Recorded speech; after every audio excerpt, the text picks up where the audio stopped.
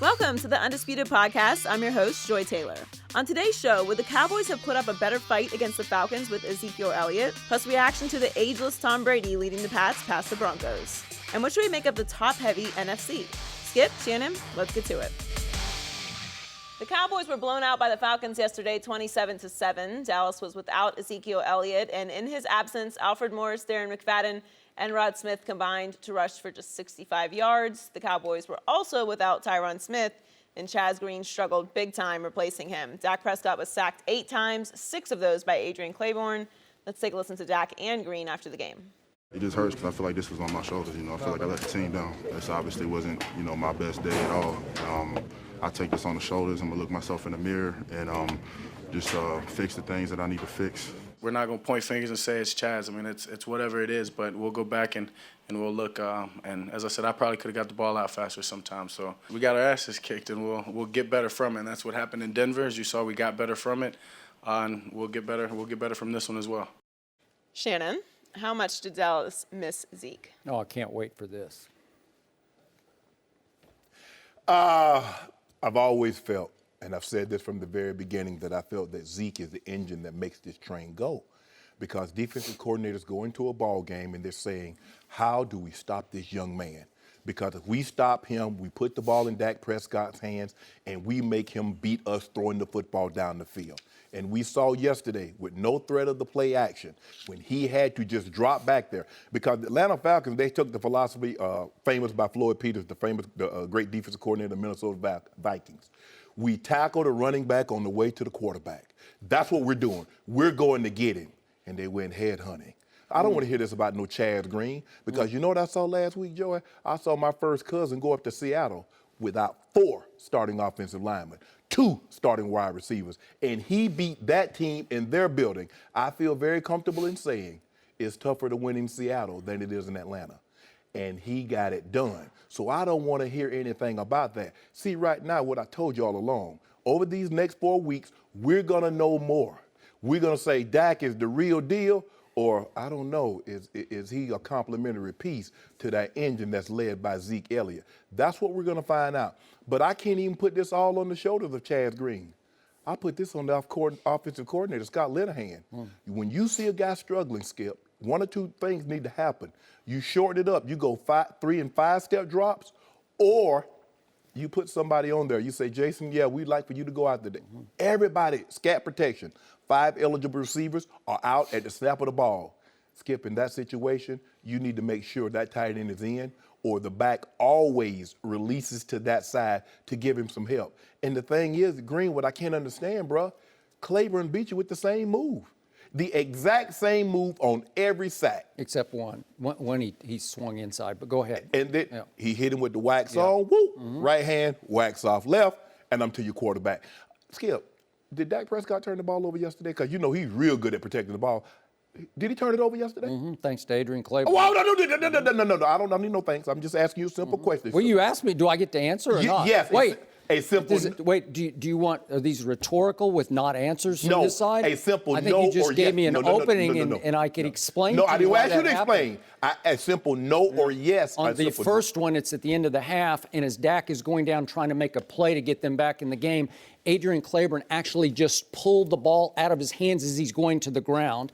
The second one, he pulls back to pass, and Adrian Claiborne comes flying around the end so fast, he gets his hand on the football before it can be thrown, and it's a fumble. That's what happened. I'm looking Are those at outrageous fumbles lost? I'm looking at this. It says the Dallas Cowboys had 2 turnovers. It didn't mention anything about how they happened. Did they impact the game? Of course. Neither one. Of course they did. It was 27-7 on the second one. The first one was at the end of the half, and it had no impact.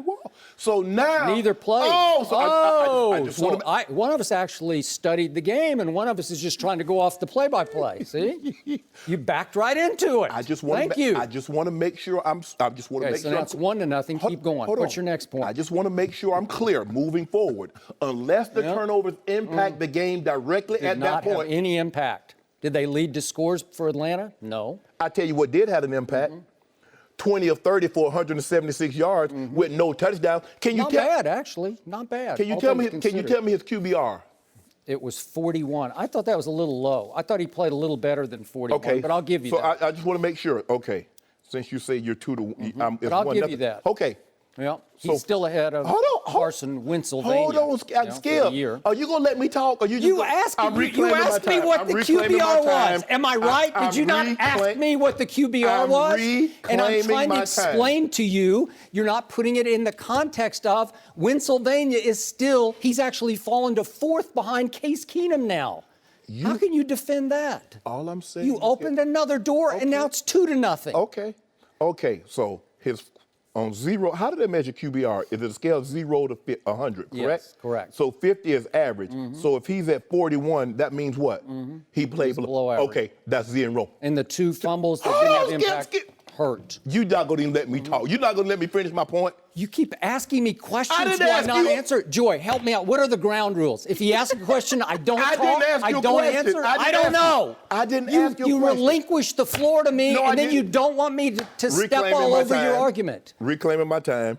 You are So asking questions, not only did he not finish above average in QBR, he lost the game. Because, see, this is what you like to do. If he wins and his QBR is not very good, he won. Winning matters. If he doesn't win, his QBR is good. Winning doesn't matter. QBR is all that matters. Not only did he lose, he looked like a deer in headlights. You saw it. Yes, he did. Like a deer. Yes, in he headlights. did. Yes, he did. You can't even see the headlights. The headlights are coming from behind you. Wow. What if the deer is looking the other way? The deer is looking upfield. Yeah. He can't see the Scared. headlights. Kirk It's Cousins. called the blind side. How can the wait? That's a movie. The deer turns That and was a looks into movie. the headlights. That was a movie based on Michael Oher's life story. Did one time he turn and look into the headlights of Adrian Claiborne coming from his blind side? That's what you do. Deer in headlights is when you get hit in the face from the rush up the middle. Skip. And you panic. Skip. Well, you keep opening the door. Now it's 3-0. Skip. No, it's not. You're 5-4. It's not 3-0, and you're not going to make the playoffs. He is a complimentary piece, and this is why everybody has told you this for the longest. Nobody has told me this. Why do you get upset when he doesn't get you. Hold on. Why do you get so upset when he doesn't get the credit that you think he deserves? Because everybody told you if you put Carson Wentz in that exact situation with those 5 offensive linemen and Zeke Elliott, he could do the same thing. That would have been a 3-interception game for Carson Wentz. This is what I know. Trust me. Oh, you mean to tell me like the 10 games he played as a rookie without Lane Johnson?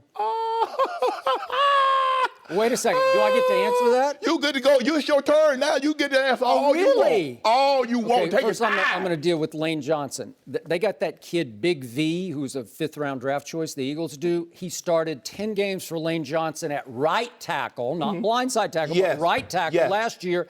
And he was pretty good. I thought he did a really good job. Is he Lane Johnson? No, but who is? I mean, Lane Johnson's a Pro Bowl right tackle. Thank you. Okay? Make my point. So 1-0, now Shannon. Big V has moved over to the left side in place of Jason Peters for the last 2 games. And I don't know. I'm not wincing when I watch Carson play because he's pretty well protected from the block. I think Big V, whose name I can't even begin to pronounce, I think he's pretty good. Okay, so I just want to make sure I'm clear on this. You're saying Big V is equal to Jason Peters? No, he's really held down the fort over there, right? Okay, continue. Yeah. Okay, so the biggest picture is, before I get to all your points on Chaz Green, and I got many, many, many points on Chaz Green to refute many of your points. Okay. But my big picture takeaway from yesterday's game at Atlanta is that Shannon Sharpe was all-time lucky, because you can go ahead and puff on your black and mild. You can put it in. I don't care. Put it in. Because the injury gods should also be lighting up with you. What injury gods? Because all that happened yesterday was that late in the first quarter, Sean Lee pulled his hamstring again. Oh, my goodness. And that was it. Ball game. As soon as they came back from commercial on Fox and Joe Buck said, we're about to tell you about how the Cowboys just lost their best linebacker, my heart fell into my stomach and I got nauseous for the rest of the game because I knew it was game over. I'm going to say this again. I've been consistent in this position. The Dallas Cowboys would have won yesterday if Sean Lee had stayed healthy, number one. Yeah, Bayless, and number two, the Cowboys have no chance to win any game without Sean Lee. Because remember, The defense is a pretty starless defense. Rod Marinelli's scheme is the star of the defense, and they got nothing but kids in the secondary. Do you want me to name all of them? No. They got kids everywhere. They're starting 2 rookies in the secondary. Was that a kid that intercepted Matt Ryan? Yeah, Okay. it was a kid. Oh, okay. He grew up real fast then, huh? Well, he's a raw rookie Okay. out of Louisiana Tech. Okay. You're talking about Well, Xavier Woods. You got to take the good and the bad. Okay, but I'm saying they're all rookies or first-year players. So Sean Lee is the Dak Prescott of the defense. He is the leader. He is the quarterback. He is the play caller, the signal caller, and he is the driving force. He can, as we've had Rob Ryan sitting right here, who coached him in Dallas, says he's a freak because he can cover, he can hole plug, and he can pass rush. He does all of the above. And if he is out, this defense slowly but surely loses cohesion, it loses its way, it loses confidence, it loses heart, and it ultimately loses the football game. Okay, I get all that. I'll get all that. But tell me, okay, I get the point. I get Sean Lee is out. Yep. And that's the 27. Well, tell me about the Dak in the 7. Okay, I'm going to finish on, is it my turn or not? It's your You're trying turn. to redirect my No, argument? Do no, I get to talk about my argument? Talk about it. So, again, did they not hold Matt Ryan down in the first quarter? They did a pretty good job on Matt Ryan the whole first half. It's a 4-quarter game. Yeah, and then all hell broke loose. And I knew as soon as Sean Lee went out, it was over. That was ball game. And the point is, in the big picture, that Sean Lee goes out, and what did Jason Garrett immediately do? On the next Cowboy possession, what happened? It got to 4th and 8 at the 4th and 7 at the Atlanta 38-yard line. And what did Jason Garrett do? Because he saw the handwriting. He knew what was coming. What did he do? He ran a fake punt pass. Chris Jones throwing to Bryce Butler. Can we see that if we have that? Here we go. It was a beautiful throw. He threw it about as well as Dak can throw a pass. And Bryce Butler had to push off because Robert Alford sniffed it out because Bryce Butler is not your usual gunner. So when he splits out, they sniffed it out. Yeah. They were all over it, but he caught the ball and went 16 yards down to the 21. And if you go in and score there, and once you get Dak close to that red zone, better look out because he's really good in the red zone. If they go in and score and it's 14-3, maybe they could hang on. I don't know. But we saw what happened against the Rams. What happened? 24-13 Cowboys in the first half. What happened in the second half? Disaster struck, right? Yeah. What happened against Aaron Rodgers? 21-6 Dallas in the first half. What happened in the second half? Disaster struck because Sean Lee wasn't there for either of the second halves. So Jason Garrett does something he would never, ever do. He runs a fake punt because he is scared to death that they cannot hold off Matt Ryan after losing Sean Lee. And Matt Ryan. You talking about, Matty Ryan, the one that you say he reverted back to the ways before he was MVP? That Matt Ryan? Yeah. They worried about him? He's pretty shaky. Little old Matt. So here they came. So in the first half, little old Matt Ryan, he went 11 of 17 for 94 yards. That's not exactly, would you call those MVP numbers? I'm letting you talk. Would you defend his 94 yards in the first half? MVP with 1 interception? No. I think not. What about but in the second half, he goes 11 of 12 for 121 and 2 touchdowns and no interceptions. Oh, now you're back to being Matt Ryan because there's no Sean Lee. And Dallas's defense loses heart the way Denver's lost heart last night in the last 2 games because Brock Osweiler is at quarterback. But that's a whole nother issue. So in the second half, the Atlanta Falcons have 212 total yards. They have 91 yards rushing in the second half after only 41 in the first half. Why is that, Shannon Sharpe? No Sean Lee. What happened on the first play of the second half? Remember Tevin Coleman? You remember? Yeah, okay. Can we see that play real quick? I got to say, I love Jalen Smith. He's a great heartwarming story because he is a great kid. Here we go. This is the first play of the second half. Jalen, you went the wrong way. He goes over and runs into Anthony Hitchens plugging the right side of the line. What are you doing? What are you doing? And all of a sudden, Tevin Coleman is loose. He's loose, and he goes for 17 yards, and they're off to the races. And before you know it, it's 17-7. Hold on, Skip. But here's my thing. You've known Sean Lee since he's been in Dallas. What is his history? Injury. Head injuries. Head injuries. This is an unusual new deal. Hold on. He's missed games with a hamstring pull. I just want to make sure. He's never had a knee injury since he's been in Dallas. He's had all sorts of things. Exactly. But he's had mostly head injuries. So That's now all of a sudden he blows himself up. Now all of a sudden, because he's injured, now you're like, oh, I can't believe he's injured. Hamstring. He's always been injured since he's been in Dallas. But carry on. Now, to Chaz Green. What did I sit right here and tell you on Friday? Sitting right in this seat. You told me a lot of stuff. I told you that the loss of Tyron Smith at left tackle would be a bigger loss than Ezekiel Elliott would be to the offense because they don't have an obvious backup for him, although Chaz Green has been pretty good. And this is what I want our viewers to understand. Chaz Green started 2 games at left tackle last year for Tyron Smith. Now, they weren't against great opponents. They were against the Bears and the 49ers. Wow. But guess how many sacks he allowed in those 2 games? How about 0? Guess what happened to start the year? Chaz Green won the job in the preseason at left guard. And he started the first 3 games. And what happened in those first 3 games? They beat the Giants and they beat Arizona at Arizona, and they got demolished. Obviously, the whole team didn't show up at Denver. And then what happened? But they went 2 out of 3 games, and then he got hurt. That's what happened. He got hurt. Okay. And then when he came back from injury, he had lost his job to Jonathan Cooper, who didn't have a very good game yesterday either. But the point is, if you had told me going into the game, who did I fear the most in pass rush? Help me out. You know the Falcons. Did you fear Adrian Claiborne? You said Vic Beasley. Yeah, heck yes. Who wouldn't say Vic Beasley? What do you think they said in their film, in their meetings? What do you think they said? Number 1, what's our number 1 priority? Vic Beasley. Who would be second on that list? Do you know Brooks Reed? I do. He got a late sack. But here's the thing. If you notice, they never put Vic Beasley on Chaz Green's side. Okay, all right. You know why? Because Claiborne had it going, and he has more of a repertoire. Vic Beasley. Baloney.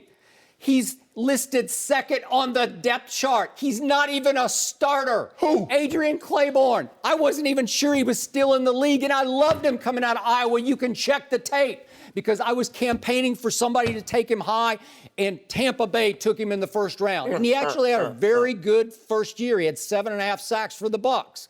And then he got hurt, and then he tailed off, and then he fell out of favor, and he's listed number 2 on the depth chart because I feared in order Vic Beasley and Brooks Reed, who's really good, and that kid Tack McKinley from UCLA. Yeah.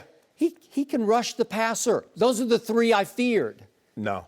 This dude right here with that wax on, wax off move, Skip. How many sacks did he have coming in? He had 2. He had 2 for the year. Now he got 8. How many times had Dak been sacked the whole year? 10 times. Got 8 yesterday. He got sacked 8 times.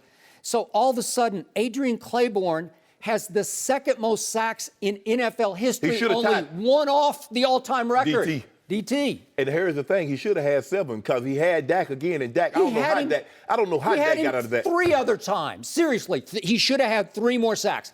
Any smaller quarterback, who could we think of? Like Case Keenum. He goes down. He's going to go down 3 more different times. Oh, Skip, guess what? Everybody talk, oh, look at that, poor Dak. Russell Wilson say, y'all didn't say poor Russell. Y'all don't say poor Kirk Cousins. Yeah, but Russell Wilson's the all-time escape artist. I don't think I've ever seen anything like him escape in the pocket. Give him that offensive line at Dallas and you win you a Super Bowl. Yeah. Give Kirk Cousins that offensive line and you got to pay him $115 guaranteed. So the biggest shock of any game I've ever watched was how little Chaz Green could do against Adrian Claiborne for the whole game. I've never in my life seen anything worse. It happens sometimes. It looked like Chaz Green didn't even want to try to block Adrian Claiborne. Skip. He was whiffing every time.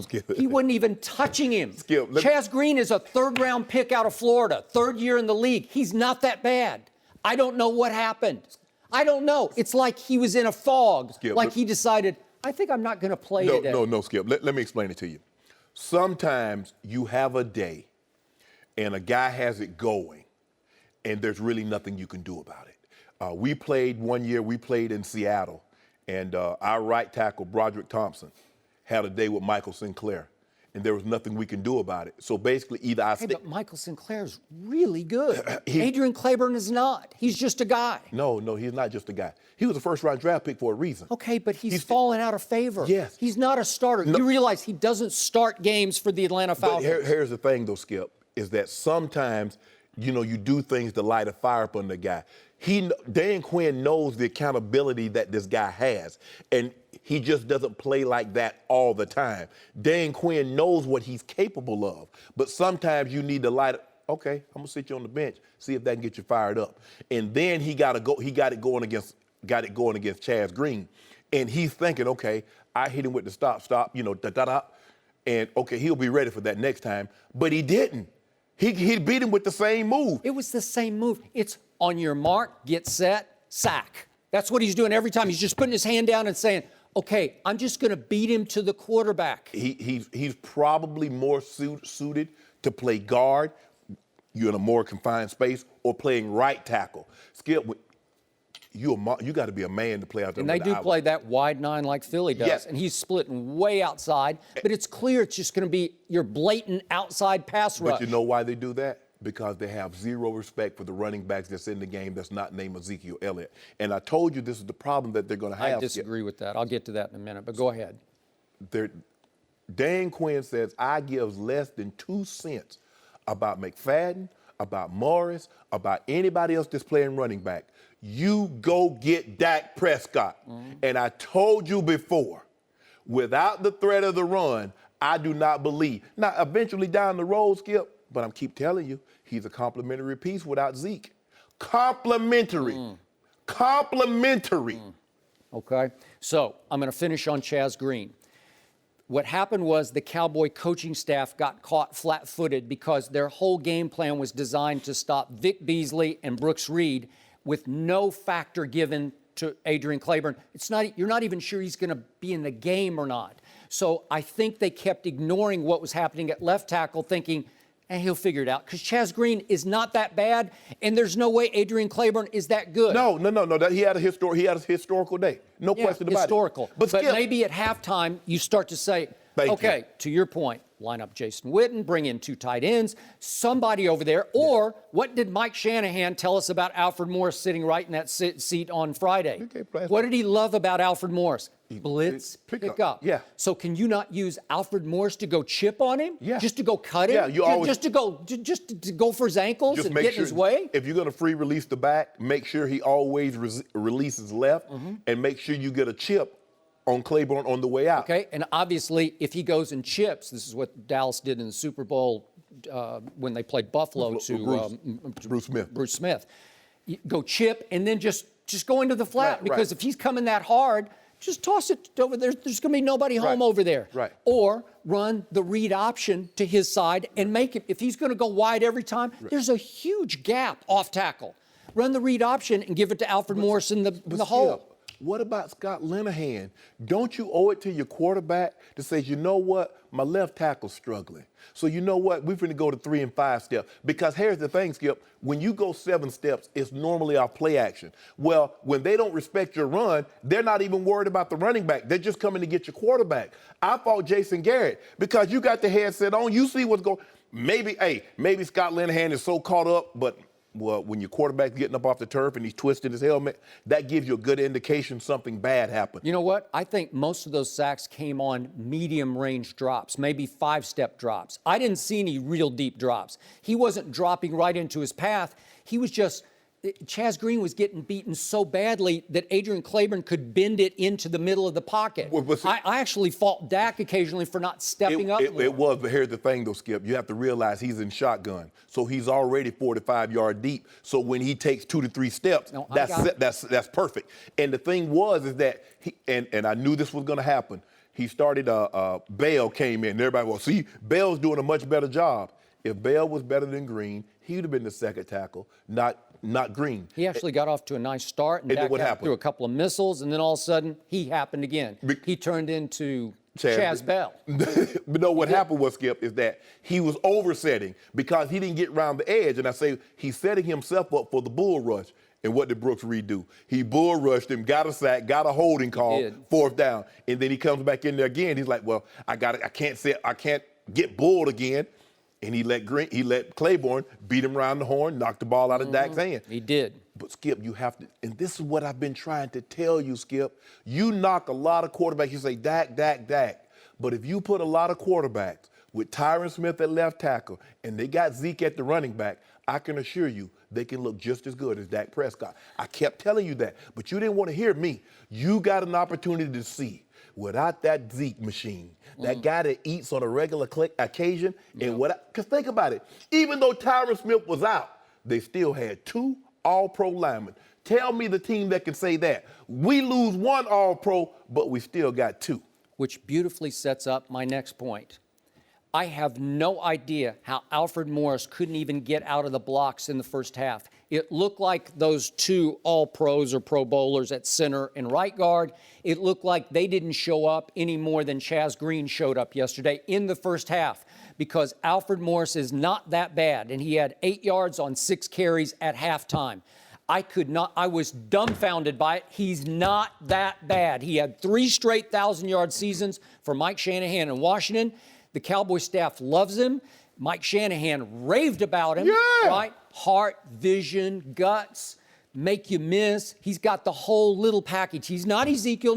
I've made the case Zeke's the best running back in football. But then what happened to start the second half? All of a sudden I said, aha, because he comes out in the second half, Alfred Morris, and he goes for 14 and for 20 and for 11. And those happened in like 4 plays. Yeah. Right? But Harry, well, wait a second. Where did that come from? And it was still a game at that point. You know why? Because they fell into the trap. You remember Jerry? We played the video. We heard Jerry say Dak is playing as good as anybody in the NFL right now, and my coaches tell me he's as good as anybody they've ever been around. So they fell into the trap that they thought Dak Prescott could win the game by throwing the ball, which I told you he couldn't. They tried to run it in the first half. Joy. What are you talking about? Batman? Old Penguin had that what cigar? are you talking about? You are the Penguin. I kept telling you, Skip Bayless, you don't want to hear me. They tried to run it. He tried to run it in the first half, and the game went back into Dak's hands. And you know what? Okay. I thought Dak was really good in the first half. I bet you did. Yeah. Who took him right down for the 7-0 touchdown? Help me out. Hold on. I'm asking you a question. I want you to answer. Who took him right in for the 7-0? Who ran it in for the 7-0? If you don't mind me asking. Who made the play? Skip, I think Skip missed this part. Matt Ryan turned the ball over. They only had to go 21 yards. When they had to go 70, 80-plus yards, how many points did they get, Skip?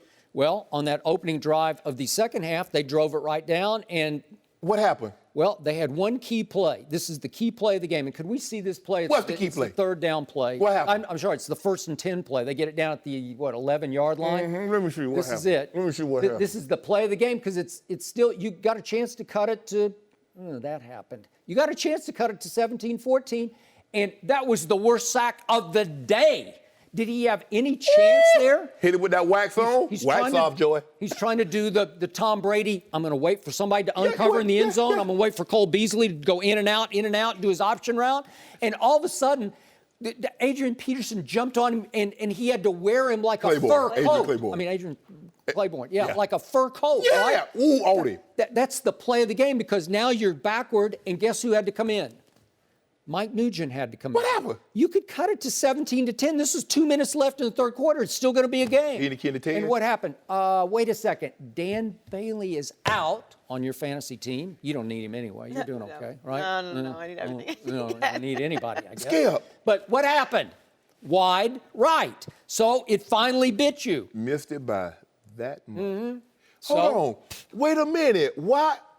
You mean to tell me Dak Prescott can only score 7 points and it comes from 21 yards? The Brady-esque Dak Prescott, the best 25 and under quarterback in the NFL, can only get you. Okay, how about this here? Yeah. I'm trying to figure out why can the best 25 under quarterback only score 9 points in the second half? What happened to Tom Brady in the AFC Championship game at Denver 2 years ago? What happened? What happened? Skip, you gonna let me finish? What did you tell me? Pass rush. Let me make my point. I just want to make one point, Skip. Can you be nice? Play nice. See, this is why I don't like coming up. See, this is why you can't have nice stuff, Joy. Because Skip messes it up every time. I'm trying to figure out this. In a ball game in which 60 minutes is played, why could Dak Prescott only score 7 points in the entire game? Why could he only score 9 points in the second half against the Packers and only 6 against the Rams? I get that Sean Lee's out, and that goes to the defense giving up points. But why couldn't Dak score more than that if he's that guy? He doesn't have the football very much in the second half, because the other team is rushing for almost 100 yards yesterday in the second half and keeping the Dallas offense off the field. It's all about Sean Lee. It comes down to Sean Lee. With him, they're a potential Super Bowl team. Without him, they're going to miss the playoffs. You know what? I've been missing this. I miss when Sean Lee became Ray Lewis. I missed that part. He is their Ray Lewis.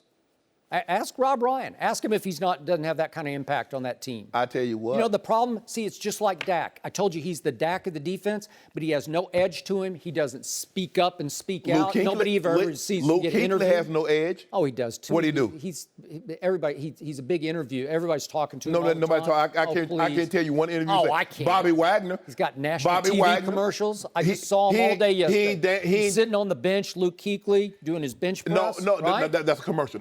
That's I'm no just edge. saying. Does Sean Lee have any national TV He ain't dancing like Sugar. He don't have the eyes like Singletary. I mean, he ain't got that crazy. He's a bunch of crazy dogs like Mike, like LT. I'm just trying to figure out. Luke Kuechly is a media darling. Nobody cares about number 50 for the Dallas Cowboys. Nobody cares. He was Defensive Rookie of the Year, and he's Defensive Player of the Year. He that boy dog, and that's what you get. That comes along with the territory. But at some point in time, you gonna look over here. You go, God darn it, Shannon Sharpe. He make me sick because he right again. He's not right. He right again. He wasn't right about this. So what has Shannon Sharpe often told me about what happened to Tom Brady in the first Super Bowl against the New York Football Giants, and what happened at Denver in the AFC Championship game? What happened? What happens to Tom Brady when he isn't protected? What happens? But I've seen Tom. He looks mortal. I've seen Tom Brady. I've seen Drew Brees, and I've seen some of these other quarterbacks that I deem elite, and then I got the next tier win games when they got no I just saw Kirk Cousins go to see. You saw it?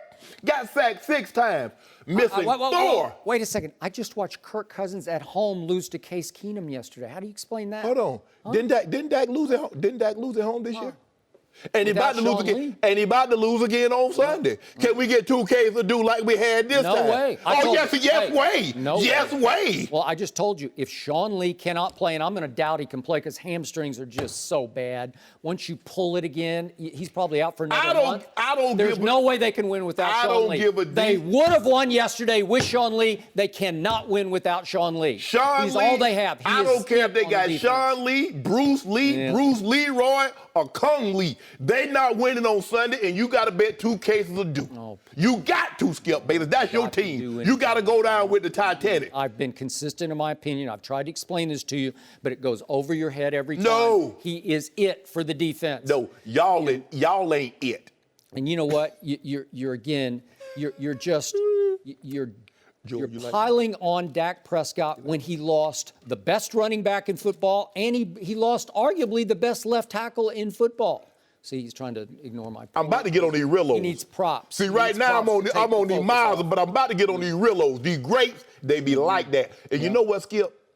When y'all miss the playoffs, I got something special. I got something special. I'm gonna pour me some of that, a nice glass. I'm talking about this Napoleon, cause I've been saving it for a rainy day, Joy. I'm gonna pour me a nice cup, Joy. I'm gonna bring you some of this, cause you gotta taste that thing like that. And I'm gonna be on them real old, sitting out by my pool with my boys, and I'm just gonna be sitting back like, yeah, I told y'all them Cowboys were not going to the playoffs. I said it. And you got all-time lucky because did you predict that Sean Lee was going to get hurt? Did you predict that? I predicted the Cowboys would not. You did not predict that. Did you Yeah. predict that Tyron Smith was going to be out for a crucial game at Atlanta? Did you predict that? No, you didn't predict that. Skip. Help me out. I didn't predict Kirk Cousins was going to be down 4 starting linemen and 2 receivers. I didn't predict that. They're all back. They're all back yesterday. They weren't back in Seattle. If your guy is that guy, you win that game. If he's that guy, if he's what you say he is. I thought he played pretty well yesterday. It doesn't matter what. No, that's not what the numbers say. The numbers say 20 of 30 for 176 under fire when you got sacked 8 times. That should have been probably 12 or 13 sacks. How many times? Really? How many times did Kirk Cousins get sacked last week against the Legion of Boom? Well, wait a second. We're talking about Dak Prescott. He ran yesterday 6 times for 42 yards. That's 7 yards a carry. So his season average running the football is still 7 yards a carry. And that doesn't count. And what does it get him? Wow. Joy, what would you like? You know, at my restaurant, Skip, I do have something else on the menu now. Wins, losses, also have water, and a slice of humble pie. Mr. Bayless, what would you be having today with your loss? I don't patronize your restaurant. What? You can't. Oh, you. I would never be caught dead in your Oh, restaurant. you try to. Because nobody else would either. Because nobody's going in there to buy a W, an L, or have water. First of all, so you try to put your boy out of business. You can't even patronize your boy. I'm not going to patronize your boy.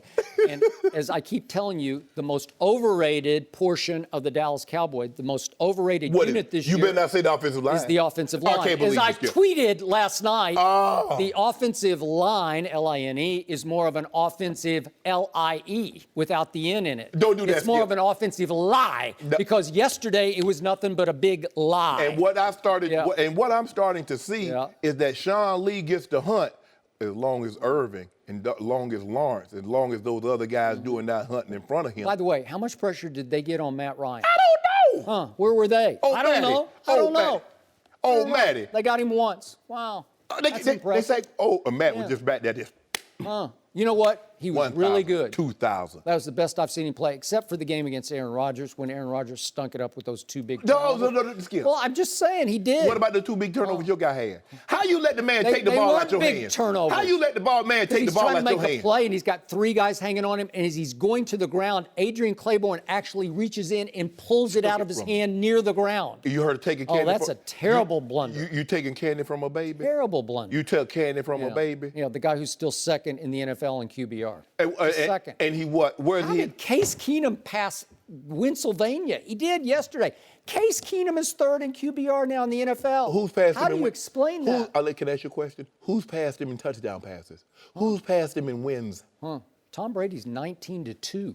Boy, that's pretty good. Is that more than what Wentz has? No, but I think Tom Brady's the We're not talking about him. We're talking about LA. We're talking about Dak. I want you to tell me what Dak, because you said Dak is better than Pennsylvania. And I told you he's not better than Pennsylvania. He's not better than Jared Goff. Yeah. I'm just trying to figure how did Dak Prescott have a better QBR than Jared Goff yesterday? Something's wrong with this stat. One man throws 4 touchdowns and 355 yards. The other guy throws no touchdowns, sacked 8 times, throws for 176, and he has I don't know. I don't know. Case Keenum had a 99 yesterday. Don't worry about it. Hold on. Why are you talking about other people? I'm talking about Dak Prescott. And he took the L. The Dak Prescott of the defense is out again, and if he stays out, I'm out. I'm done. Yeah. Is that a penguin laugh? Yeah, an old penguin. Old penguin. He got. You know what? Burgess. I'm Batman. You know, Batman always wins. You know Burgess married to play the penguin in the TV show. Yeah. Right. Yeah, I used to watch Danny it. DeVito played it back in the 80s. Yeah. Well, Adrian Claiborne really owes Chaz Green a few dollars for reaching 6 sacks in the season. He triggered a $250,000 bonus. So I sit on a nice ball. He should buy sit him him a some nice dinner. ball of wine. He's not even a starter. That's okay. It ain't my fault. Oh, They put him in there. He started yesterday. I beat him.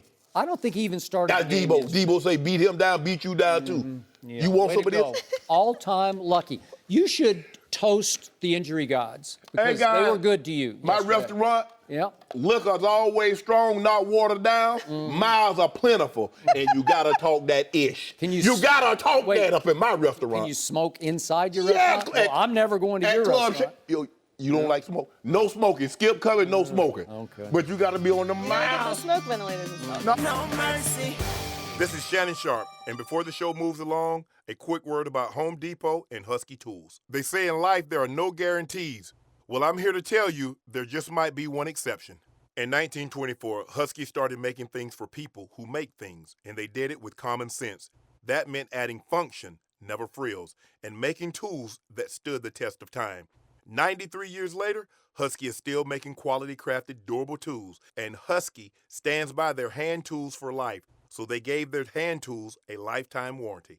Like the Husky Ratchet, with a 100-position ratcheting design and a 10% longer handle than standard ratchets, or the virtually unbreakable Husky Flashlight with the ability to withstand a 30-foot drop, both guaranteed for a lifetime, built so you won't need it. Now that's a pretty sure thing, and to Husky, that's common sense.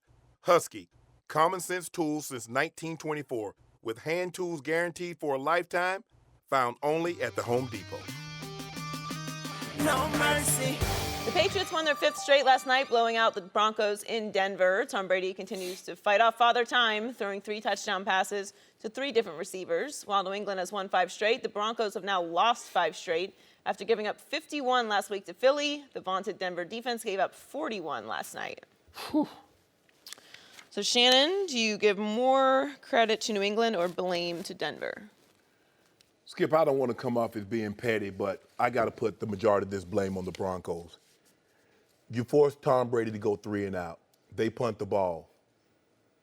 Boom. Fumble. Wait, can I jump in real quick? Go I ahead. apologize for interrupting, but it's important. I thought they retired 84 in Denver.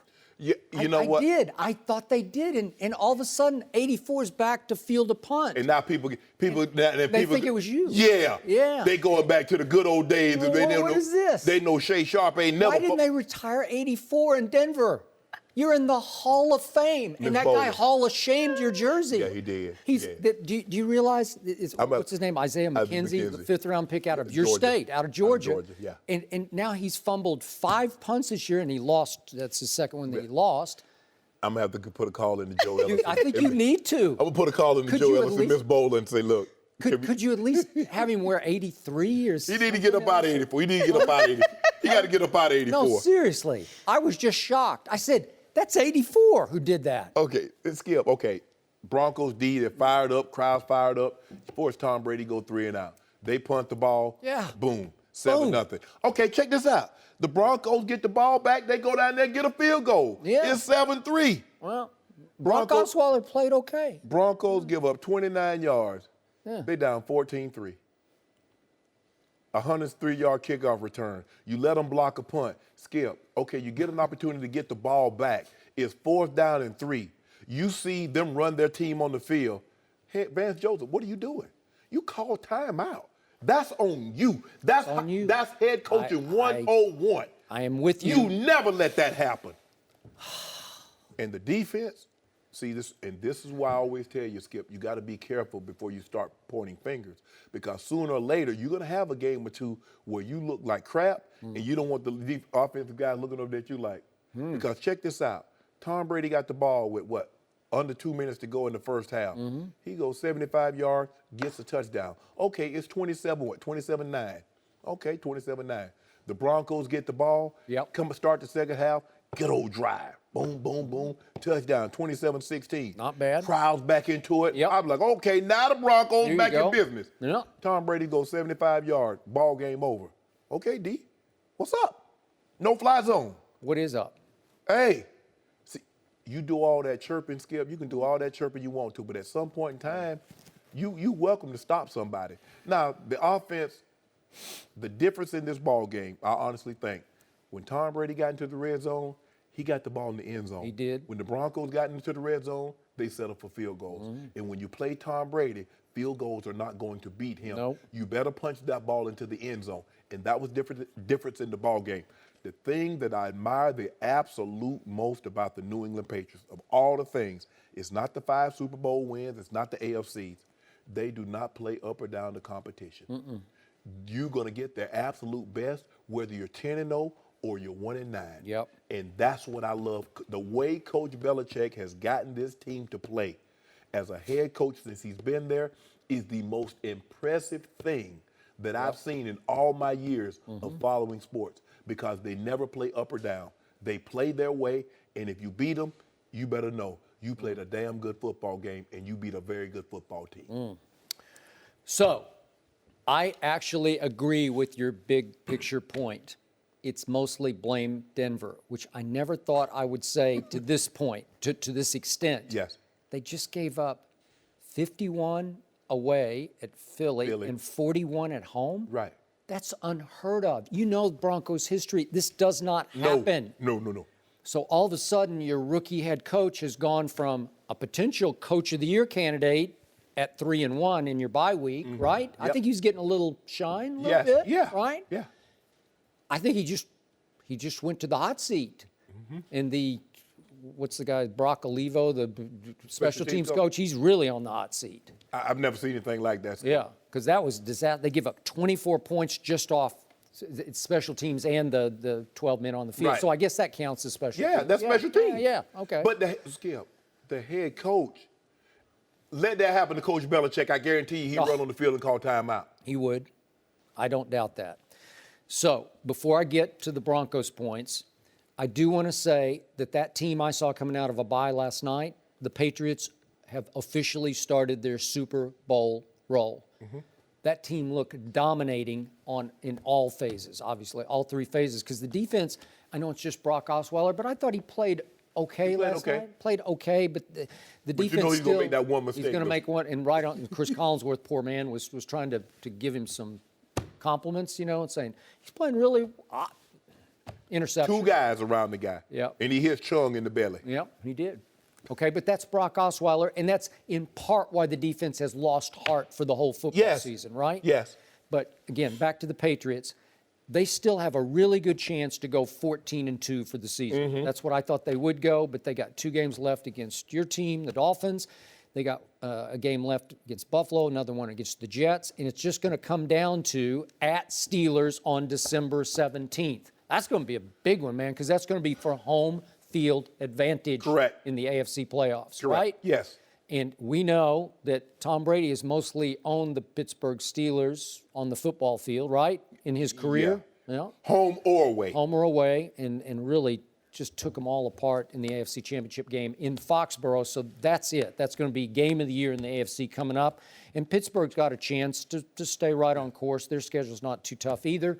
So it's going to be very interesting, but I still think last night what I saw a New England team that looks a little better than an up-and-down Pittsburgh team that had to struggle with the Colts. But they barely survived the Colts yesterday, and they seem to have something where they hit and they miss. That's your city's team, but they don't seem dominating to me. They're potentially, but I haven't seen them come together the way this team has suddenly come together. So now back to the Denver Broncos.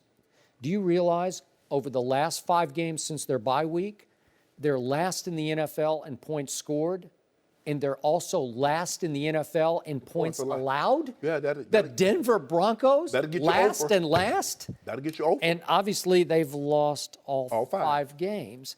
And they lost to the New York Giants. Yeah. The Giants have won 1 game, and it was in Denver. And the Giants won the game 23-10. 23-10. Then they went to the Chargers and lost 21-0. Then they go to Kansas City, no shame here, but they lost 29-19. At Philly, 51-23, and then that debacle last night on Sunday Night Football. If you watch teams the way they attack the Broncos secondary, Skip, why would I bang my head trying to complete passes against Roby and Harris and Talib? I just take advantage of your linebackers and safeties. If you saw, it's Gronk, it's Martellus Bennett. Even Adams got into he hadn't caught a pass all year. He get into and the running backs on the linebackers and safeties. Why do I need to prove that I can throw against the back end when all I need is the fish right here? I'm just gonna get these fish right here. He got the fish. And that's what they do in that line, because here's the thing, Skip. They spend too much time looking at your guy is in front of you. Yep. Why am I worried about with Tom Brady? If you look at Darren Stewart on his first route, he's trying to play 2. He's trying to clue. He's trying to look at Burkhead and play Tom Brady. The guy runs a slant before he even breaks. The guy's already inside. I'm like, dude. Now, the last one, when Lewis run that was White, James White, nothing you can do. Yep. Inside out, he options away from you. You don't want the guy to cross your face. Chalk that one up. Vaughn on the tight end. Vaughn, you got him. Why are you looking back in the backfield? Why Dwayne are you? Allen? Yes, Dwayne Allen. He actually fouled him before. Yes. Yeah. If you got him, just play. Okay, where's my help? I'm vulnerable to the out and to the 7. Okay, I'm gonna stay on his outside shoulder. I'm not gonna let him get across my face, Skip. That's all you got to do. You just got to play your responsibility. You can't get so caught up and worried about what Tom. If you cover the receiver down the field, you have no impact on what Tom Brady's gonna do with the ball. You just want to make sure he doesn't throw the ball to the guy that you're covering. They're trying to do too many things, Skip, and they're getting it's looking worse than it actually is, because if they played their responsibility and technique, okay, guys gonna make Tom Brady's an all-time great. We're not worried about him, but I'm just saying play your responsibility and then let the chips fall where they may. Speaking of number 58, the former Defensive Player of the Year, Von Miller, The only time I noticed him last night was when he held Dwayne Allen or whatever they were going to call. Right? Allen. Dwayne Allen. Yes. And it felt like he's gone home for the holidays. It feels like the no-fly zone is mentally home for the holidays. And I'm not going to condemn them for this because I'm convinced they look at the quarterback and think, Brock Osweiler against Tom Brady, this Brock Osweiler. Or Trevor Siemian, or him, who Paxton Lynch. Yeah. Skip, the biggest thing that happened to them is that when they didn't sign Malik Jackson, because what the Broncos could do when they beat Tom Brady, they got him they right could get Malik and Wolf could pressure. Now, there's another big DT that came on the market. They should have gone that extra $1.52 million to sign Calais Campbell because he can also collapse the pocket. Well, because he's having a monster year. Because, Skip, with Tom Brady, if you don't collapse the pocket, all the tackles are going to do is run Vaughn and the other edge rusher up outside. They're going to run them up the field, and Brady's going to step up. Well, if you get Campbell and Wolf collapsing the pocket, you're going to run Tom into – they used to run him into Vaughn and DeMarcus Ware. But now you don't have that. So what you going to do? So your friend John Elway, all-time great quarterback, and for a while looked like a very good general manager and team builder. Now you look back at it, and he got one magical, mystical run out of Tim Tebow to a division title, and then Peyton Manning literally knocked on the door and said, "Can I play?" Yes. Yes, you can play. Right. And you know how that turned out. And other than that, at quarterback, I can't defend him. Well, this is what we know. They're going to have a high draft pick. Now, if you look at his draft picks, with the exception of Von Miller, but you couldn't have missed with Von. If you took anything other than a quarterback and the name wasn't Cam Newton, you whiffed. Because in that draft, the second pick was Von Miller, which the Broncos had. You had Darius at 3, Pat Peterson at 4, A.J. Green at 5, Julio Jones at 6. So if you can't miss, Skip. So if you took anybody. I'm going to give him credit for Von Miller. I did not see this Von Miller at Texas A&M. I didn't, and I watched it a lot. Right. And I thought he was a little undersized. Right. But he is so explosive. Yeah, and so that's the thing. Yeah. If you're going to give him credit for the way he put that team together, they won all those divisions. They were competing every year for Super Bowls. They got the 2, they won 1. He has to bear some culpability in how this team is assembled currently. Well, you know, objectively said on if he your wants part. to change it around, he should start by retiring the number. Yeah, they did. Hey. What is that about? Shouldn't it he be shamed that number last night. If a guy goes to the Pro Football Hall of Fame, shouldn't the team retire his number? Well, what's up like with Gary that? Zimmerman, 65, TD's 30. Well, Floyd Little's 44. I think that's retired. 7's retired. 84 got to get up in the Raptors. Yeah, because he's making it look bad. Well, maybe it's infamy by association. Now that you're my partner, they say, we're not going to put you. You know what? I'm going to put a call into Joe Ellis today, and I'm going to call Miss Boland. I'm going to say, y'all got to do You can't ask for yourself. Yeah, I can. You got to have other people campaign for you. I'm going to do it behind the scenes. Oh, I said it out loud, huh? Yeah. Well, I'm going to have somebody else do it. I ain't going to do it.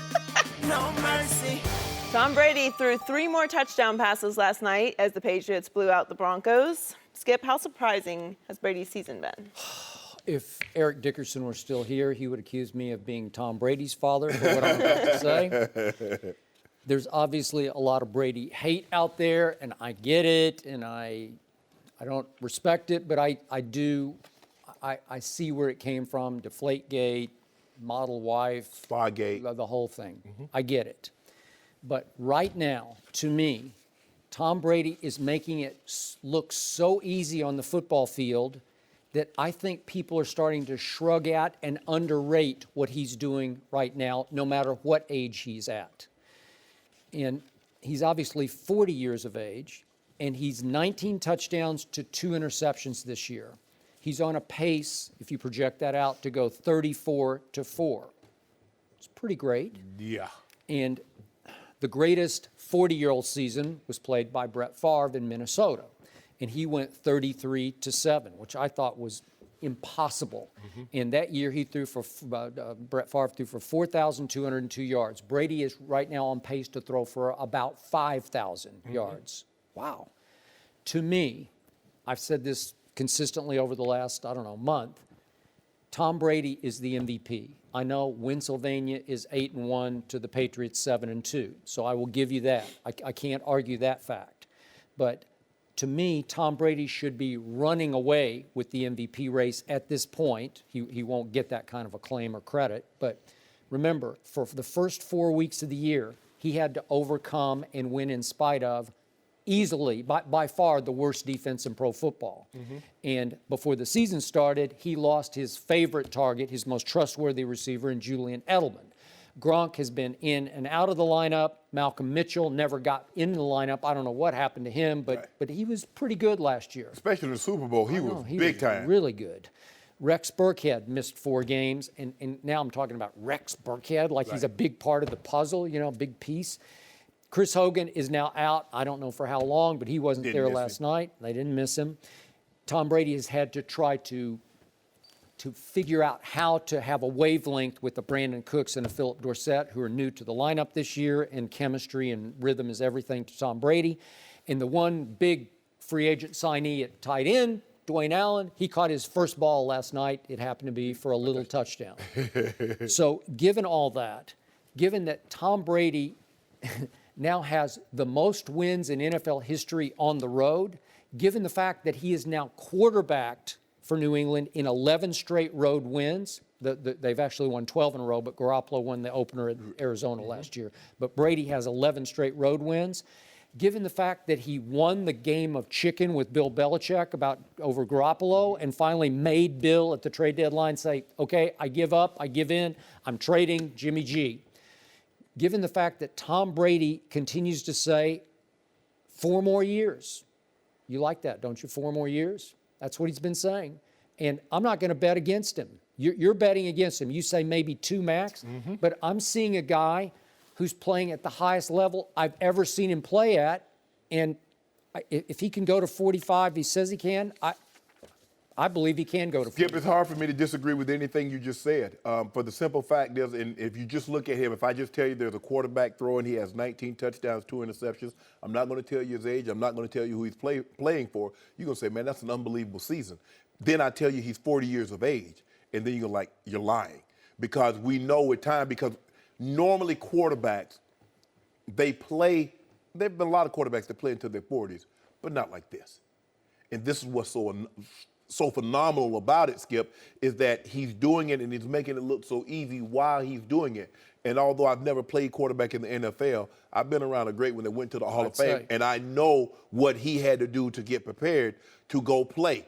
And you also know why he didn't come back for a 3rd Super Bowl shot, right? Absolutely. Which was a mental grind, the physicality of what it was going to take for him to, because once you get to that level, you can't see yourself at any other level than on Mount Everest. Scaling anything else is unimportant to you.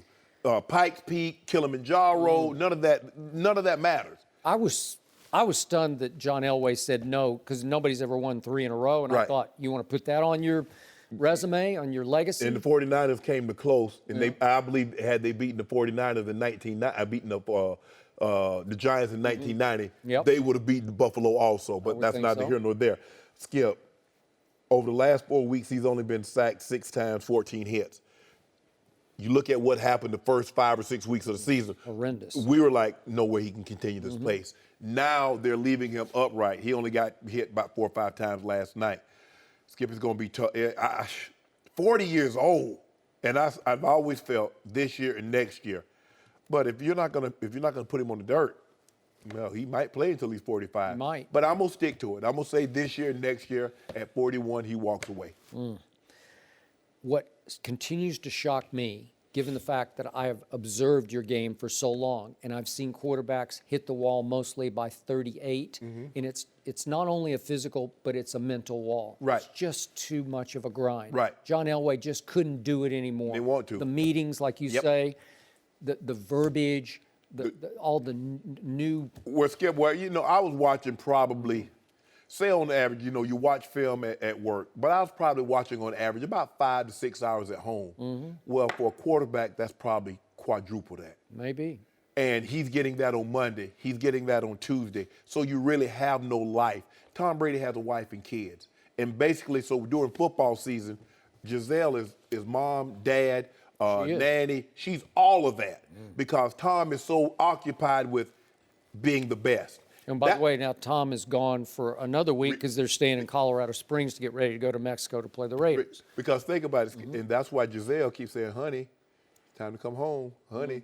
It's time to come home. It's time for you to be a full-time hubby, a full-time dad. Come. And he's like, no, but I'm having too much fun. He's having fun. And that's the thing is, but for him to do what he's doing at that age, if somebody, I would have bet, if somebody would have told me when he was 35 that he would be playing this well at 40, I would have bet him a large chunk of money and would have lost. Yep. And in the end, what I loved the most about last night, he was having so much fun. Yeah. And remember, this is his personal house of horrors. Yeah. He was, 3-7 going in Mile High? Well, Winning is fun. Yeah, it's hard to be sad when you win, especially when you're a central figure, and why you're winning those ball and a place games. where you usually struggle. Well, he lives his life by that TB12 method. So. Now he be eating cheeseburgers and ice cream. No, he said he avoids mushrooms, tomatoes, and eggplants. Well, I'll avoid that. I don't eat frog houses. Frog houses? Yeah, that's what mushrooms. Mushrooms? Yeah. Oh, mushrooms are good. No, they're not. That the texture. Well, it's all about fighting inflammation. He says he already knows he's going to get hit and he's going to be in flames after the game, so he doesn't want to eat food that's going to add inflammation. Tomatoes are the worst for that. I don't eat tomatoes. I don't eat tomatoes either. I ain't never liked tomatoes. Well, You don't like tomatoes? No, I don't want none. I just want a burger. What you want in your burger, Mr. Sharpe? A burger, another patty. How about that? No mercy. The top of the NFC standings are shocking right now. The Saints, Vikings, and Rams all won yesterday to get to 7-2, just behind the Eagles. New Orleans went to Buffalo and set a franchise record with 6 rushing touchdowns and a blowout win over the Bills. The Vikings have won 5 straight after beating the Redskins on the road, and the Rams blew out the Texans thanks to 3 Jared Goff touchdown passes. Someone who likes that. you smiling? Hey, You got a big smile. am I the only one up here today? You the only one, Edie. For the NFL. We the only one, Am I the Edie. only one? For the NFL. We did all right in college. Okay, college. I don't do college. Wait, did you pick the Dallas Cowboys? I think you did. I'm not worried about that team. I'm not worried about that team. Well, Eric Dickerson, thanks for joining us. Thank Which of you. these 3 teams is the biggest threat to the Eagles? Well, let me go. I'll have to say the Rams. Let me just give you a little proof why. All right, Little proof. just a little bit of proof. They were supposed to beat the Jags by 2. They beat the Jags by 10 on the road. They're supposed to beat the Cardinals by 3.5. They beat the Cardinals by 33 on the road, which was supposed to be a home game in London. I was there. They're supposed to beat the Giants by 6. They beat them by 34. They're supposed to beat the Texans by 12.5. They beat them by 26. You know, what the guy said, can I get a little respect around here? Just a little respect. Just a little respect around here. You doing Rodney I mean, Dangerfield? can I get a little Eric respect? Dickerson is doing Rodney Can I get a Dangerfield? little? I rub it off on him. Can I get, man, please. I mean, I ain't gonna say by far, but we are the better football team. And why I say that is because we're good on all facets. Offense is good. Quarterback is playing well. Running back is playing well. Offensive line is playing good. Special teams is playing good. I mean, where's the weakness at? I mean, I look at most definitely Phillies, and I think our match is Philadelphia. Philly is playing good offense. Quarterback is playing well. Offensive line is playing well. Defense is playing well. In those kind of games, it comes down to mistakes and turnovers. That's what it comes down to. Luckily, we have both of them at home. So You got the Eagles at home in about a month. We got the Eagles at home. We're in Minnesota. We're in Minnesota. That's interesting. But I mean, would you say Case Keenum is going to go to the Super Bowl? Would you take Case And Keenum? by the way, he was your quarterback last year. And you know what? Case is a good backup. I mean, he really is a good backup. That goes to show once again how the Jeff Fisher era, He should be fired again. Want to hire him and fire him again? No, just fire him so that way he can't even get 2 jobs. Just send him a So letter. his first 2 jobs he come up for, he already fired. In case you I'll forgot, second that you're emotion. extra fired. But extra fine. But I have to say, and now look, people know me. I'm not no homer now. I'm not no Mr. Childish are boy. not. No. Yeah, no, I'm not. Cowboy. No, I'm not no cowboy guy. I just have to say that really, the Rams to me are the better football team. And All you need to say is they're the highest scoring team, and they got the higher ranked 33 defense. 33 points a game. I know. And their defense is ranked 4th to Minnesota and New Orleans tied for 5th.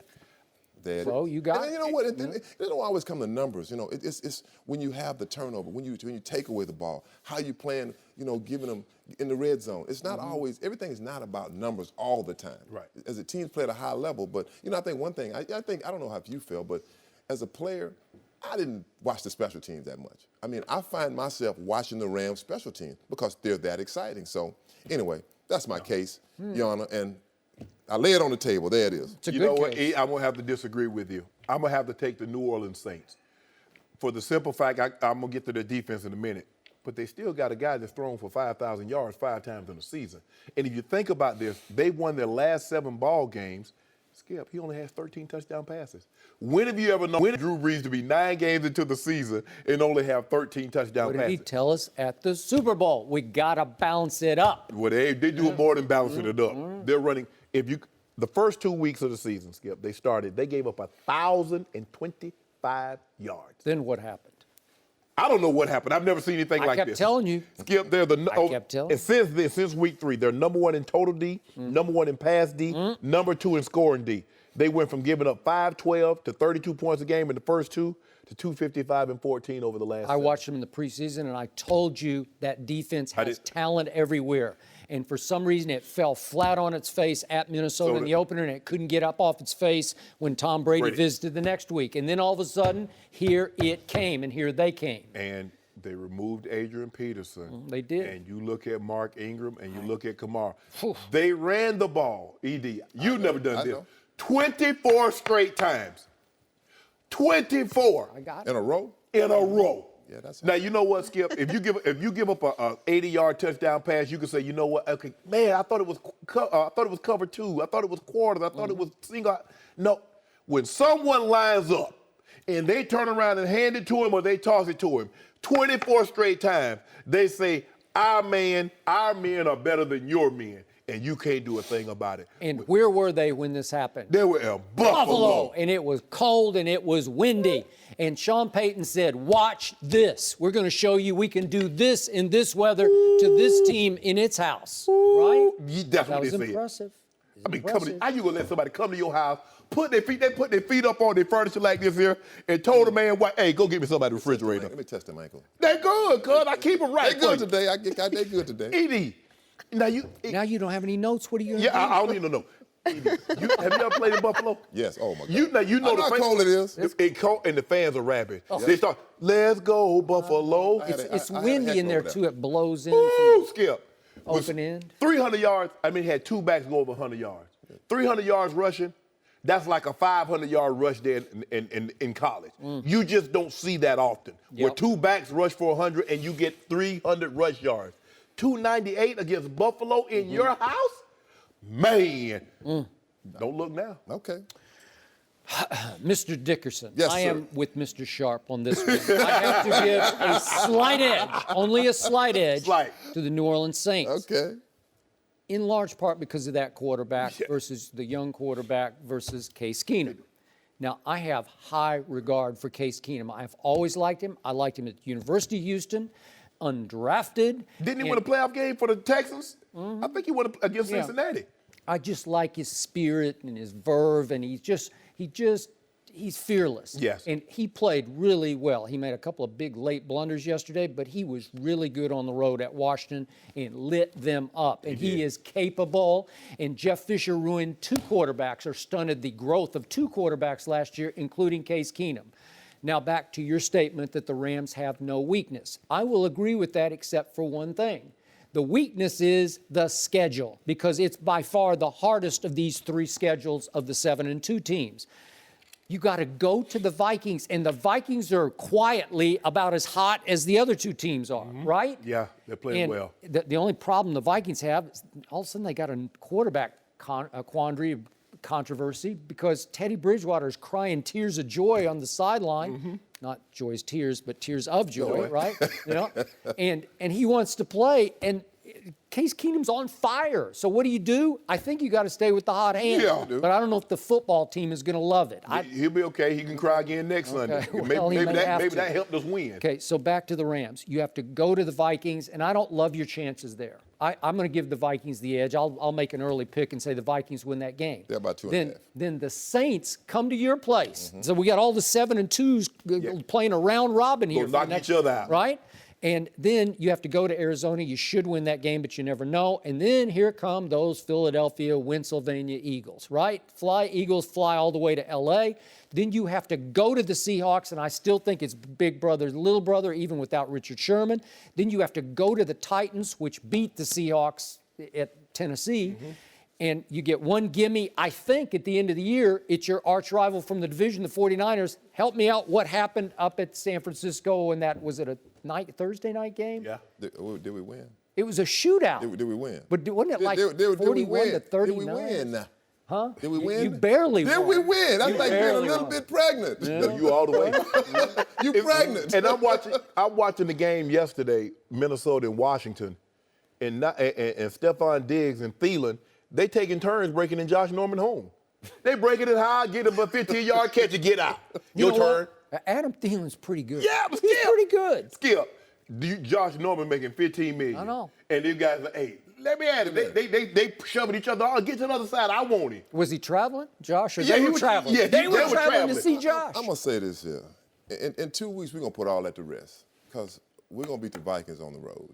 And I'll say this again. Case Keenum is a good backup. That's what he is. Don't forget, we have who's the best defensive player in the NFL? He's Don. And what team he play for? Don, he playing his tail off. There you go. We got the best defensive front. We I know thought how it to was- get at. We know how to get at Case Keenum. You know, no quarterback likes to get hit. I'll give you credit about the Vikings are at home. They play good defense. Their offense, to me, still I'm not sure about them. We average. I keep going back. We average 33 points a game. We're averaging that. You know, our defense is playing well. Our special teams is playing well. Look, I think the reason that nobody wants to believe because they're the Rams. If you took the Rams and put the Patriots uniform on the Rams, they'd be like, and the Rams are playing. They'd be like, oh, that's a Super Bowl favorite right there because it's got Jared Goff. Oh, we don't care. You know, we know who the coach is. They're the Super Bowl favorite. But they're the Rams. They've been losing for the last 14 years, and nobody really cares. The coach is 23 years old. It don't make a difference if he's 13 years old. Yeah. I told y'all that Coach of the before. year. It don't make a difference if he's 13 years old. Yeah, how old is he for real, though? 31. 31. Can I get a little respect around this? get a little respect. A little respect around here. A little respect. McVay's going to be coach of the year. Thank you. We'll give you a little respect. No, what's going to be coach of the year? Who? Doug Peterson. OP. OP. You are Oh, please. such a Oh, front man, runner. golly. OP. Are you He's an Eagles fan. Are you an Eagles fan? He's a very not undercover front runner, is what he is. Fly, Eagles, fly. You like Don King, whoever's hot you with. It's the symbolic. I'm on this side. No, I'm on that symbolic. side. No mercy. Yesterday, the Pittsburgh Steelers had the touchdown celebration of the day. After Juju Smith-Schuster scored, Le'Veon Bell acted like he was choking him from behind, imitating A.J. Green and Jalen Ramsey's fight last week. After the game, Juju talked about the celebration. Touchdown celebration. Terrible. It's terrible. That's probably my worst ones. Like, everyone makes mistakes in their celebration too. So we were the whole thing we were supposed to do. Me and Le'Veon, we were going to do the AJ Green and Ramsey. But within that, you know, towards the end, we're going to make it positive. You know, we're going to shake hands, hold hands, walking off the field, like be coming together. But I mean, we messed up. We didn't really rehearse. I mean, you can't really rehearse what's really going on with the AJ and Ramsey thing. But I mean, hey, we made a mistake, but we'll come back to it, and we got to get better next week for celebrations. We're joined by Greg Jennings. Greg, did you love or hate the celebration? I hated it. I mean, he said it. It was terrible. They made a mistake. Yeah. He said all the right things right there. This was a real situation that A.J. Green and Jalen Ramsey had to deal with on the field. Celebrate your touchdown. Be in the now. Like what teams are doing with their offensive linemen and beating everybody else. Yes. I enjoyed that. Yes. I like to see that. But what they did yesterday, no. Yeah. Can't do that. I think the thing is, for me, the NFL is going to look at it as something violent. You know, they try to stay away agree. from the guns and the arrows and the throat slashing. It gets hard, Skip, because this team scores a lot of touchdowns. And so it gets hard to being creative. I watched the team in the CFL. They did the limbo. They literally had a guy up, and the guy was limboing up under him. It's funny. Wow. But after a while, you know, you got 30, think about it, you got 16 games going on in a given week. Everybody's going to try to come up with something. You have to top what you saw them, you know, they did the hide and seek, and then you see the leapfrog, and then Golden Tate did the people's elbow on the football. After a while, Skip, you just run out of ideas. But they could have left this one hidden. I would have loved this if they could have executed it well, but it's what I keep saying. It's almost like the coach has to build practice time into a limited practice schedule to give them time to rehearse. Right. Because this needed rehearsal, but I liked flipping the script on AJ versus Ramsey, where if we'd known what they were doing and then they had hugged it out and they shook hands, and then they held hands walking to the side. That's funny to me. At first, I thought he was baptizing him, Skip. Well, I didn't know what he was doing. I did too. I didn't know what it was. I didn't know until after the game when Juju explained it. Exactly. And he said it was terrible because it was terrible. It didn't work. Right. But I do like the idea. I just don't like the execution. But he was embarrassed by the execution of it. Yes, you know somebody gonna do that. You know somebody gonna baptize somebody. Now you know that's gonna happen next. Okay, well that's funny. I don't know. Adam Thielen from your Vikings did the leapfrog. Yeah. It got the lineman involved. I guess it was. You know what I like, Skip? I like the fact that it's a team game, and what the NFL had done, that if you scored a touchdown, only you can celebrate. You couldn't celebrate with your team. Well, it's the consummate team game. Let the linemen get into it. And the linemen are having fun with it because it's the only time they go, other than holding, it's the only time they're going to get camera time. We talked about this before the year. It's fine, but you're going to keep pushing the envelope until somebody's going to push it right over the edge. You got to call Uber and have them pick you up on the field, or have Uber Eats bring you something. You got to have. You know somebody going to do it. You know what? It was. I see what you're saying, but there's no way for us to really know what they're doing. Right. Maybe you couldn't have ever made it clear exactly Yeah, exactly. what you were So doing. anytime you have to back it up in an interview after the game and say, if this you is what we explain the joke, it's not funny. Yeah. it's not funny. Yeah. Exactly. I jump in the ambulance and drive on the field and have the sirens blazing. See, this is where if we had this when you had guys like Chad, Ocho Cinco, T.O., this would have been, I think they would have had T.O. made it every for single regard. T.O. had the pom-poms, T.O. had it going. Except they could use props. Yes. Can't use props now. But again, Only the ball can be used as I'm props. entertained by this as long as it doesn't go too far. Yeah. And that didn't even go too far. It didn't go far enough, actually. Right. Yeah, you need to explain. Hey, I'm going to grab it. You know what? Because they got fans that close by. I'm going to take a bite out of somebody's burger. I'm taking some fries. I have me a good old time, Skip. I think that's a flag for props. For what? I was hungry. You can't use anything. Man, I hadn't eaten in 3 hours, Skip. I'm hungry. Well, don't make it about you, man. You got to get your teammates. All I know is number 84 for the Denver Broncos last night, he shamed that number. Who was that guy? Isaiah McKenzie? Yeah, Skip. They did your protege right there. Nah, bro. Yeah, that's your guy. Hey. I'm about to call Joe Ellis as soon as we get off the phone. And Miss B, I was like, Are go you hook your believing boy. he's in the Hall of Fame and his numbers being worn still on the field by somebody who fumbles punts? I mean, he came from, but you know what he's gonna do, Skip? you know who else had this problem? You remember the little Trendon Holiday had speed to burn, run back punts and kickoff, but he couldn't hold on to the ball. If you can't catch it, it doesn't matter. And he fumbled his way out of the league, and that's what's gonna happen with McKenzie. You have to keep the ball with you when you're. Yeah. Well, Pittsburgh's better with Juju on the field. They're 5-0 when he gets a touchdown, so you just got to work on his celebrations a little bit. Everybody, for those of you who don't like it, though, everyone's overcompensating for all the penalties and complaints from last year, so I like the group ones. Oh, I do Somebody's got to do a soul train, though. Come on down the line. We'll put it out there. Somebody, Juju, do the That's a soul good train. call. That's a good one. That's a good call. Maybe we can get them improv classes since they can't use props, Yeah. you know? Dang, they should have had that when I was in there, but you know, we had it live. No mercy. Thanks for listening to the Undisputed Podcast. I'm Joy Taylor. Join us again same time tomorrow morning, 9:30 Eastern. We'll see you then. Fox Sports 1 of 1.